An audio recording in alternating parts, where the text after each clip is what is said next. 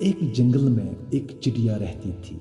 وہ بہت خوش تھی، آزاد تھی، چہکتی رہتی تھی، ایک ڈالی سے دوسری ڈالی پر ٹہلتی رہتی تھی۔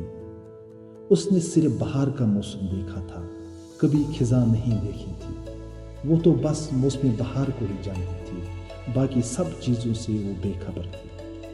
اس کو یہ بھی پتہ نہیں تھا کہ آگے کون سا موسم آنے والا ہے۔ کچھ مہینے گزر گئے، سردی کا موسم آ گیا، ٹھنڈ بہت بڑھ گئی، اور ٹھنڈ کی وجہ سے اس منی چڑیا کے پر جو تھے وہ جم گئے، اور وہ اڑ نہیں پائی اور دڑام سے نیچے گر گئی۔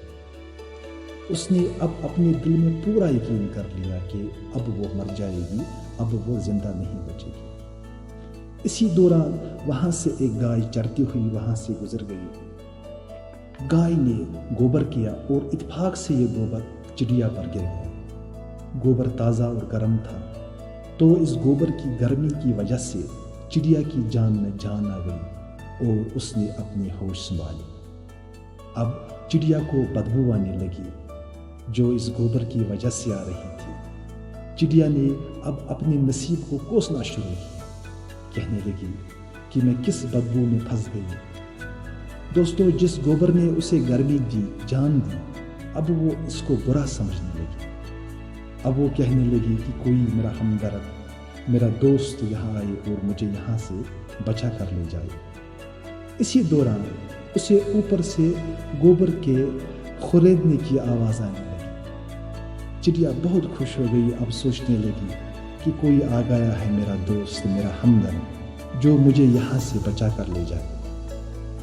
جب اوپر سے گوبر صاف ہو گیا، چڑیا نے اوپر نظر کی تو اس کے ہوش اڑ گئے، کیونکہ جو اوپر سے گوبر کو خرید رہا تھا، صاف کر رہا تھا، اور جسے چڑیا اپنا دوست، اپنا ہمدرد سمجھ رہی تھی، وہ کوئی نہیں اور تھا بلکہ ایک بلی تھی جو اسے بچانے نہیں بلکہ کھانے آئی تھی۔ دوستو، ہم جن چیزوں کو بھی کبھی کبھی اپنے لیے برا سمجھتے ہیں، دراصل وہ ہمارے لیے فائدے مند ہوتی ہے، اور جن چیزوں کو ہم اپنے لیے اچھا سمجھتے ہیں وہ کبھی کبھی ہمارے لیے برے بن جاتے ہیں یا برے ہو سکتے ہیں۔ آج کے لیے دوستو اتنا ہی کافی ہے۔ شکریہ، تھینک یو۔